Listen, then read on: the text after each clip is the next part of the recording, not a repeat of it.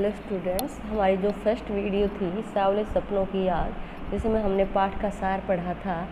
अब हम इस पाठ के जो क्वेश्चन आंसर हैं उनको समझेंगे। ध्यान से समझिए स्टूडेंट्स। ये जो क्वेश्चन है, फर्स्ट जो क्वेश्चन आपका बहुत इम्पोर्टेंट है।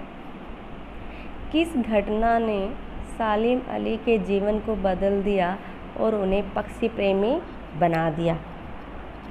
सालिम अली के बचपन के दिनों में जब वो छोटे थे, जब एक एयर गन से खेलते थे तो उस एयर गन से एक नीले कंठ वाली जो गौरैया है वो घायल होकर नीचे गिर पड़ी थी। इस घटना से जो बालक सालिम अली थे उनका मन बहुत ही व्याकुल हुआ और इस घटना के कारण ही वे आजीवन प्रकृति के जो विभिन्न रूप हैं उनको खोजते रहे। वे प्रकृति के महान प्रेमी बन गए। वे प्रकृति से बहुत ज़्यादा प्रेम करने लग गए थे। उनकी इन महान प्रवृत्ति के पीछे गौरैया के घायल होने की घटना ही काम करती रही है। अर्थात जब वो गौरैया उनके एयरगन से घायल हो गई थी तो उनके मन को बहुत ज़्यादा ठेस पहुंची और वो क्या बन गए? पक्षी प्रेमी, प्रकृति प्रेमी बन गए। सेकंड क्वेश्चन है कि सालिम अली ने पूर्व प्रधानमंत्री के सामने पर्यावरण से संबंधित किन संभावित खतरों का चित्र खींचा होगा कि जिससे उनकी आंखें नम हो गई?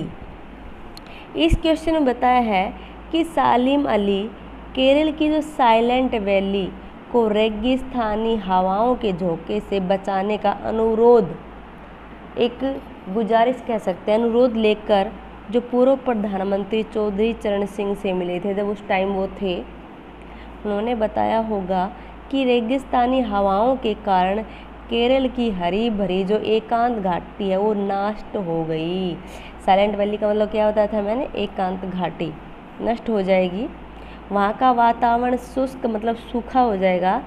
रेगिस्तानी हवाएं अपने साथ रेत के कण लेकर आएंगी और वहाँ शुद्ध पर्यावरण को भी दूषित करेंगी। जैसे हवाएं चलेंगी तो रेगिस्तान में रेत होता है, तो रेत भी हवाओं के साथ ही उड़ेगा, जिसका प्रभाव वहाँ की जो वनस्पति है वह जंगली पशु पक्षियों पर भी अवश्य पड़ेगा और वहाँ की जो धरती है उस धरती का बंजर होने का खतरा भी बहुत ज़्यादा बढ़ जाएगा, क्योंकि मिट्टी उड़ेगी तो उपजाऊ जो कण है मिट्टी के अंदर वो भी उड़ेंगे। इन सब संभावित खतरों को सुनकर तत्कालीन मतलब उस समय जो प्रधानमंत्री चौधरी चरण सिंह की आंखें नम हो गई थी। नेक्स्ट क्वेश्चन है कि लॉरेंस की पत्नी फ्रीडा ने ऐसा क्यों कहा कि मेरी छत पर बैठने वाली गौरैया लॉरेंस के बारे में ढेर सारी बातें जानती हैं? इस क्वेश्चन में जो कवि है वो बताना चाहते हैं कि जो लॉरेंस एक महान प्रकृति प्रेमी थे, उनकी मृत्यु के पश्चात लोगों ने उनकी पत्नी फ्रीडा, लॉरेंस की पत्नी का नाम था फ्रीडा लॉरेंस से अनुरोध किया कि वे अपने पति के विषय में कुछ लिखे। अनुरोध किया, प्रार्थना की उनसे। वह चाहती तो अपने पति के बारे में बहुत कुछ लिख सकती थी, किंतु उसने कहा कि मेरे लिए लॉरेंस के बारे में कुछ लिखना असंभव सा है, क्योंकि जो मेरी छत पर बैठने वाली जो गौरैया है लॉरेंस के बारे में ढेर सारी बातें जानती हैं, मुझसे भी ज़्यादा। जितना मैं नहीं जानती उनको, जितना वो गौरैया जानती है। उसने ऐसा इसलिए कहा होगा क्योंकि लॉरेंस प्रतिदिन बहुत सा समय गौरैया के साथ बिताते होंगे, उनके साथ वो बैठते होंगे, बातें करते होंगे, या गौरैया उन्हें काम करते देखती रहती होगी। कहने का भाव क्या है इन पंक्तियों में? जो लेख है वो क्या कहना चाह रहे हैं कि श्री लॉरेंस पक्षियों की संगति में रहते होंगे। नेक्स्ट क्वेश्चन है, ऐसे स्पष्ट करना है, वो लॉरेंस की तरह नैसर्गिक जिंदगी का प्रतिरूप बन गए थे। इस क्वेश्चन का आपने ऐसे स्पष्ट करना है। इस पंक्ति के माध्यम से जो लेखक हैं वो सालिम अली के सहज एवं स्वाभाविक जीवन है उस पर प्रकाश डालने का उन्होंने सफल प्रयास किया। श्री लॉरेंस एक अंग्रेज विद्वान थे जो प्रकृति के सहचर्य मतलब उसके साथ रहते थे। रहते हुए उन्होंने अपना स्वाभाविक जीवन व्यतीत किया। श्री सालिम अली भी प्रकृति के समीप रहते हुए अपना स्वाभाविक जीवन जीने वाले महान व्यक्ति थे। नेक्स्ट क्वेश्चन है,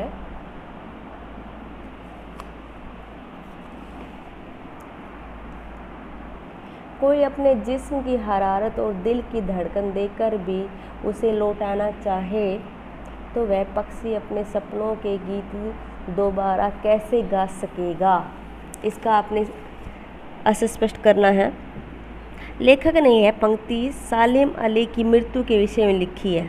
उनका कहना है कि एक बार यदि कोई व्यक्ति मर जाए तो उसका पुनः जीवित होना असंभव है, वो जीवित नहीं हो सकता। भले ही कोई अपने शरीर की गर्मी तथा अपने दिल की धड़कन देकर भी उसे जिंदा करना चाहे, वे कभी पुनर्जीवित नहीं हो सकता।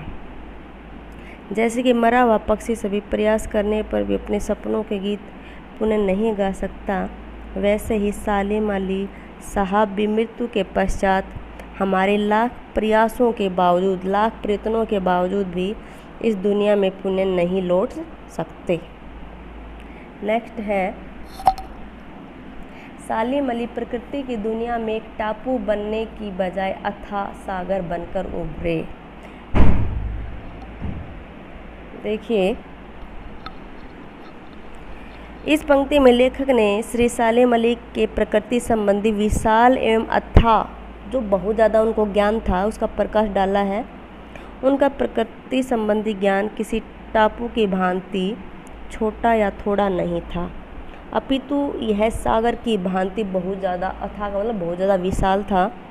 इसलिए लेखक का यह कहना अत्यंत सार्थक प्रतीत होता है कि सालिम अली प्रकृति की दुनिया में एक टापू बनने के बजाय अथाह सागर बनकर उभरे थे।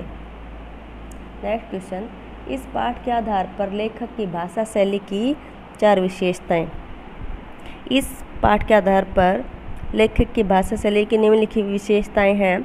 भाषा सरल सहज है, तत्सम तद्भव उर्दू व अंग्रेजी शब्दों का बहुत ही सार्थक प्रयोग किया है। श्री जाबिर हुसैन की भाषा शैली चित्रात्मक है, वे शब्दों के माध्यम से सजीव व्यक्ति चित्रांकित करने की कला में बेजोड़ थे। भाषा में भावात्मकता एवं हृदय को स्पष्ट करने की पूर्ण क्षमता भी उनके अंदर थी। नेक्स्ट क्वेश्चन है, इस पाठ में लेखक ने सालिम अली के व्यक्तित्व का जो चित्र खींचा है उसे अपने शब्दों में लिखिए। प्रस्तुत जो पाठ है इसमें लेखक ने बताया है कि सालिम अली का जीवन बहुत ही सरल सहज स्वाभाविक था और वो प्रकृति के जो विभिन्न अवयवों को उनकी मूल प्रकृति में रूप में देखते थे। वे सदा पक्षियों की मधुर ध्वनि सुनकर बहुत ही खुशी का अनुभव करते थे और उनका जो जीवन है बहुत ही संघर्षों से गुजरा है। उनका शरीर बहुत दुबला पतला एवं बहुत कमज़ोर हो गया था और अंत में वो कैंसर जैसी बीमारी से मर गए थे। वे अपने जीवन के अंतिम सांसों तक पक्षियों की नई नई जातियों की खोज और उनके देखभाल के कर्तव्य को निभाते रहे। सालिम अली जो थे वो एक अनुभवशील व्यक्ति थे और उन्होंने अपने अनुभवों के आधार पर केरल के एकांत घाटी को रेगिस्तानी हवाओं के दुष्परिणाम से बचाने के लिए जो तत्कालीन प्रधानमंत्री थे उस टाइम चौधरी चरण सिंह के सामने एक प्रस्ताव रखा, जिसको सुनकर वो प्रभावित हो गए थे। और वो एक घुमक्कड़ स्वभाव के व्यक्ति थे, वो घूमते रहते थे। नेक्स्ट क्वेश्चन है, सावले सपनों की याद शीर्षक की सार्थकता पर टिप्पणी कीजिए। सावले सपनों की याद शीर्षक बिल्कुल सही, बिल्कुल उचित है, क्योंकि लेखक ने यह संस्मरण सालिम अली साहब की मृत्यु के तुरंत बाद लिखा था। लेखक ने उनकी मृत्यु से उत्पन्न दुख वे जो अवसाद है उसको सांवले सपनों की याद में अभिव्यक्त किया, बताया है। दुख कभी सुनहरा नहीं हो सकता, इसलिए उन्होंने सांवले सपना कहना इसको उचित समझा कि वो सपना था। संपूर्ण पाठ में लेखक ने सालिम अली साहब की मृत्यु से उत्पन्न दुख में उनके विभिन्न कार्यों और उनके जीवन की विभिन्न विशेषताओं को भी याद किया है। इसलिए कहा जा सकता है कि इस पाठ का शीर्षक सांवले सपनों की याद बिल्कुल सही एवं सार्थक है। लेखक पाठ के मूल लक्षित भाव को अभिव्यक्त करने में भी सफल रहा है। Thanks students. मेरे चैनल को लाइक कीजिए, सब्सक्राइब कीजिए और कमेंट कीजिए।